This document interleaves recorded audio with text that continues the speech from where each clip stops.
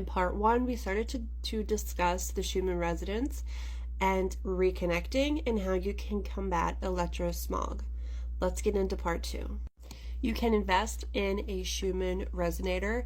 NASA has a great interest in Schumann resonance conducting experiments, finding the effect of electromagnetic fields on cell structures and developing a pulsed electromagnetic field generator resonating at 10 Hz.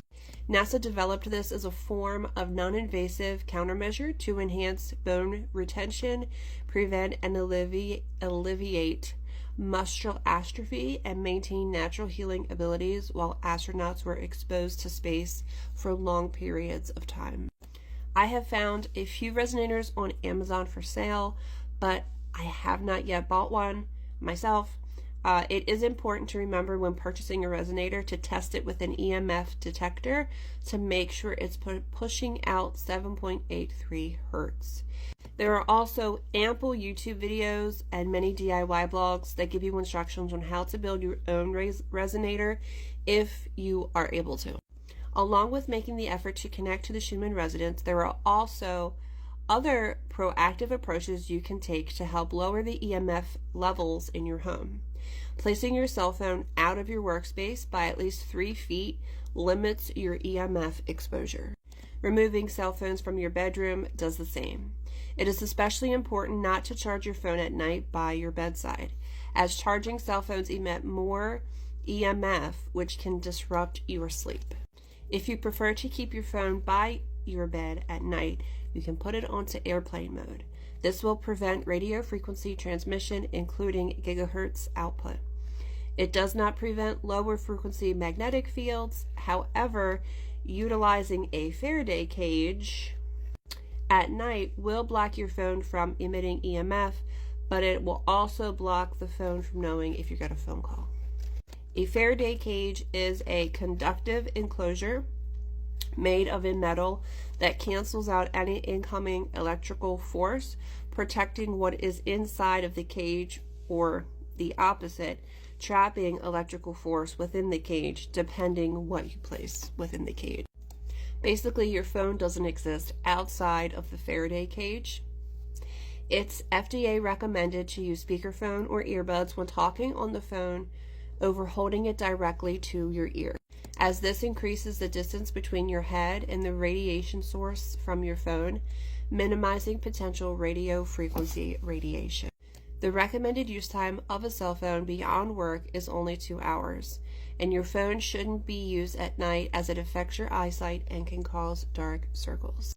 To protect yourself when holding your phone to your ear, you essentially have to wrap your head in tinfoil, making a tinfoil hat with at least 3 layers.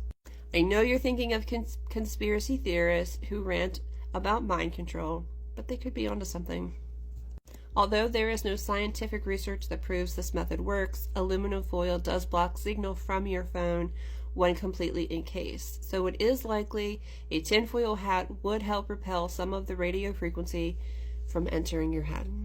The highest levels of EMF in your home will come from your Wi-Fi router and Wi-Fi extenders or any cordless phone base station. I don't know how many people have a home phone anymore, so that may not be as relevant. To reduce the levels of EMF in your home, you can lower the output of your router. The default setting is set to maximum, pushing the Wi-Fi outside of your house, which isn't always necessary. Turning your router off at night is another option. Some router models have an option to program auto on and off. Shielding your router is another great way to lower EMF exposure in your home. There are shields available that create a modified Faraday cage, reducing output but not eliminating it. Avoiding the use of unnecessary Bluetooth devices like a mouse, keyboard, and external speakers will also help you lower EMF exposure in your home. Additional ways to EMF proof your home beyond limiting devices is purchasing EMF shielding curtains. These curtains have metal like copper or silver woven into the fabric, acting like a Faraday cage, trapping and redirecting the electromagnetic pulse, EMP, away from the interior space beyond the curtains. EMF shielding wallpaper and bedding are available, working in similar ways as EMF shielding curtains. There are numerous EMF blocking cases and shields available. EMF shielding paint is even available, aiding in making your room a huge Faraday cage. The paint has metal flakes within it.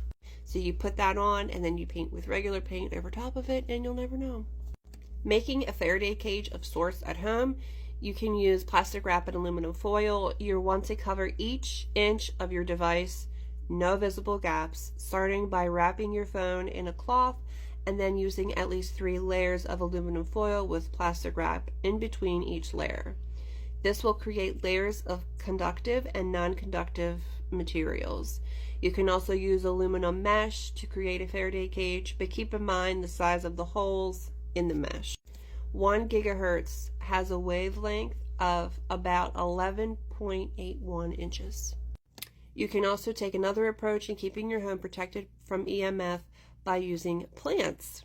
Plants naturally affect the frequency of your home, improving air quality, increasing humidity levels, giving a calm, peaceful atmosphere, and adding the principles of feng shui to your home. Much like humans, the Schumann resonance has a positive effect on plants, especially when they are exposed to 14.3 hertz, the second frequency in the Schumann resonance. Studies have been conducted that plants exposed to Schumann resonance have a stronger defense system against environmental stress such as drought or pathogens. The Schumann resonance can also affect plants' electrical reactions and influence photosynthesis, increasing the flow rate of photosynthesis membranes. This, of course, varies depending on the plant species. Plants that are believed to absorb wireless radiation are cactus, succulent, the best according to NASA, snake plants, stone lotus flower, aloe vera, air plant or asparagus fern, and a spider plant. Any object primarily made of liquid is prone to absorb radiation. Humans are 70% water and cacti succulents are 70 to 90% water, grading them the ability to absorb radiation just like your body would. NASA found that in order for a cactus to efficiently absorb EMF, it has to be between you and the device. Plants that are exposed to 2.4 gigahertz, typically found in Wi-Fi signals, lead to reduced height and have a green, robust appearance. While more research is needed, it is suspected that the electromagnetic radiation at this frequency may interfere with plants' cellular processes. More research is needed overall connecting impacts of plant life and to these new bands of electromagnetic frequencies we are beginning to unlock. I hope this interests you.